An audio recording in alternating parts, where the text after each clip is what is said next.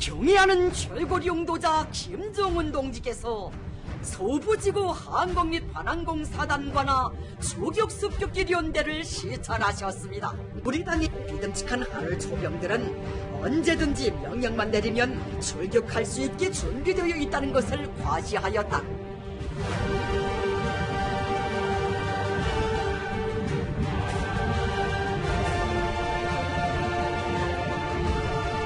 최고인민회의 제14기 제3차 회의가 4월 12일 만수대 의사당에서 진행되었습니다. 이선권 대의원, 김종호 대의원을 정무위원회 위원으로 고소했습니다.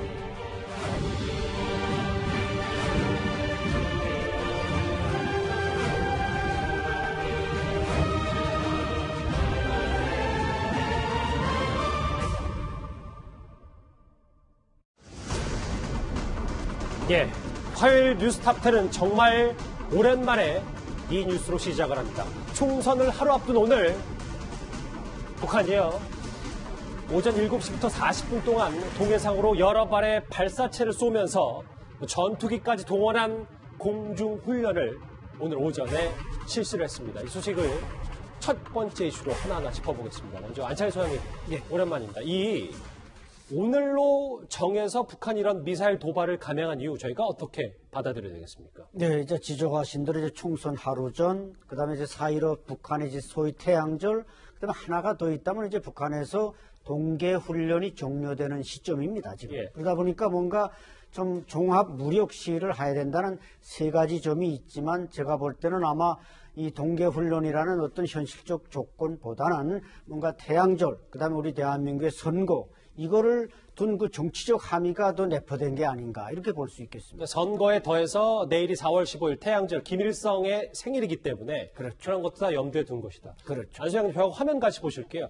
이 순항 미사일 발사 시험 발사는 거의 3년 만이라고 하더라고요. 그런데 저는 여기에 있는 1번보다 2번을 주목할 게 북한이 이 수호위 계열 전투기를 이렇게 공중훈련을 감행했다. 이거 북한이 기름 대단히 아끼는 나라인데 이게 좀 가능한 일인지요? 그렇죠. 이게 수호의 그 습격기 편대, 말하자면 이것은 공대공, 공중에서 싸우는 공군기입니다. 뭐 공대 진압 폭격하거나 이런 게 아니라 공중에서 날아오는 적기와 싸우는 건데, 우리 이제 F-35A라든지 이것을 이제 떨구는 비행기라는 건데, 예. 아닌 게 아니라 이것은 이제 북한의 그 공군 사단의 한 개 연대밖에 없습니다. 그런데 이번에 그걸 대량 띄웠다는 것은 지적하신 대로 이게 북한이 지금 기름 사정이 얼마나 안 좋습니까? 그럼에도 불구하고 이걸 띄웠다는 것은 그만큼 뭔가 북한이 무력 시위, 대미 압박, 대남 압박 이런 데 대한 절박감을 느끼고 있다고 볼 수 있습니다. 원유 사정이 좋지 않은데도 이렇게 이례적으로 전투기 동원 훈련까지 한 것 자체가 꽤 의미가 있다. 네, 그런 말씀이십니까? 네. 그런데 이현정 의원님, 네. 국방부가 밝히기로는 이게 오전 7시부터 7시 40분까지 북한이 이제 훈련을 했다고 하거든요. 근데 저희가 이 소식을 접한 건 오후예요. 왜 군 당국이 좀 뒤늦게 알려준 이유가 있는 겁니까? 일단 오늘 국방부에서는 일단 이게 오전 11시쯤에 이 사실을 공지를 하면서 오후 2시쯤에 보도해달라는 엠바고, 즉 보도 시점까지 이제 유예하는 것이죠. 예. 엠바고 요청을 했습니다. 이제 군 당국이 이렇게 한 이유는 일단 이번 훈련이 일단 미사일 발사, 순항미사일 발사뿐만 아니라 이제 공군 훈련도 같이 병행됐다고 그래요.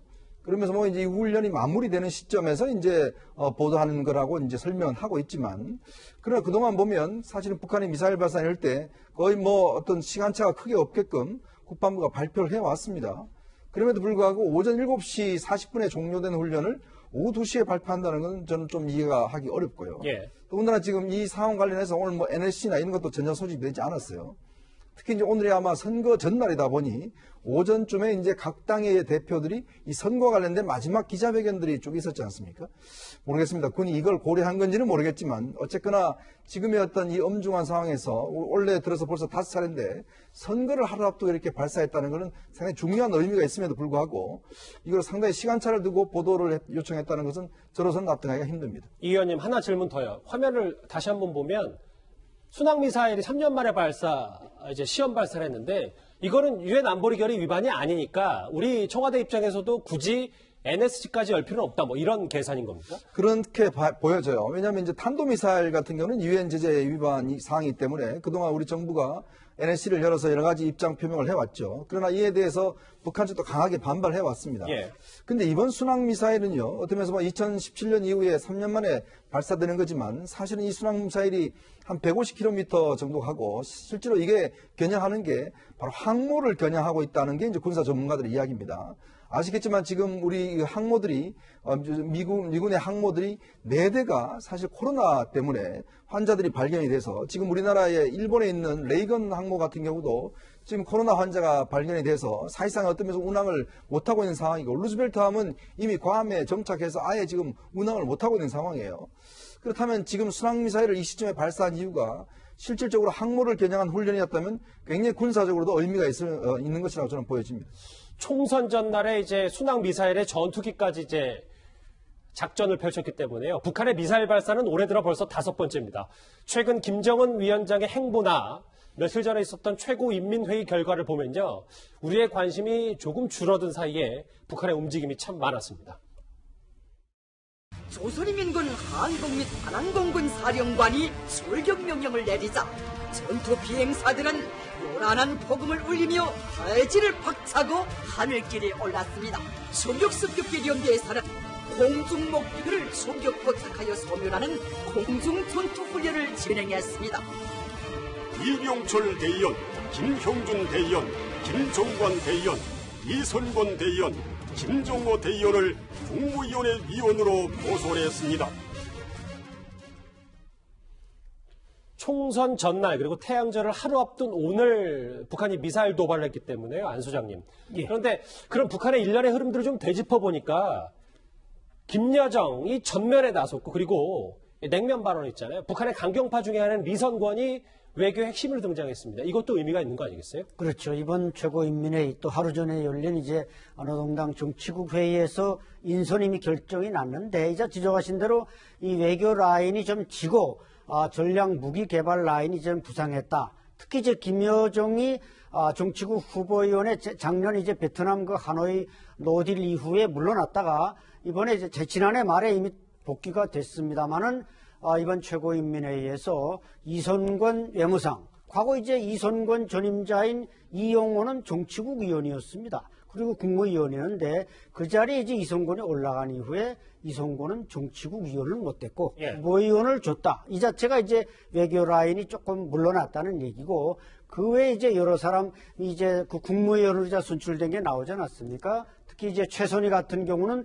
이번에도 주석단에 앉은 거 보면은 여전히 국무위원 자리를 유지하고 있다는 얘기고 그래서 어쨌든 그 외교 라인의 총책은 김여정으로 알려져 있습니다만 이선권이라든지 뭐 김영준이라든지 그 라인을 보면은 아무래도 전략무기 라인 이병철이라든지 김종관이라든지 김종호 이런 라인보다는 조금 아랫단계 선거 보면 북한이 뭔가 좀 강경 노선으로 전환하려는 움직임을 보인다 이렇게 판단할 수 있습니다. 그럼 안소영님 하나 더요. 말씀하셨던 것처럼 강경 노선 그럼 앞으로 이런 전면 그리고 도발 움직임도 더 거세지면서 대남 압박, 대미 압박, 북한에 더 거세질 수밖에 없는 구조가 된 겁니까? 그렇죠. 이제 뭔가 이번에 군인들이 정치국에 많이 진입한 것을 보면은 뭔가 미국에 대한 압박을 강화하면서 트럼프의 재선 이전에 북미 회담의 결실을 얻어내기 위한 적극적인 행보가 있을 텐데 그것이 정상적인 외교 방법보다는 좀 압박하는 것으로서 가겠다. 이런 의지를 이번 정치국 회의와 최고인민회의에서 드러낸 것입니다. 총선 전날 순항미사일 발사와 전투기 훈련까지 실시한 북한 얘기 오늘 첫 번째 이슈로 준비해봤습니다. 다음 주제 나라박 소식 하나 짚어볼 게 있습니다.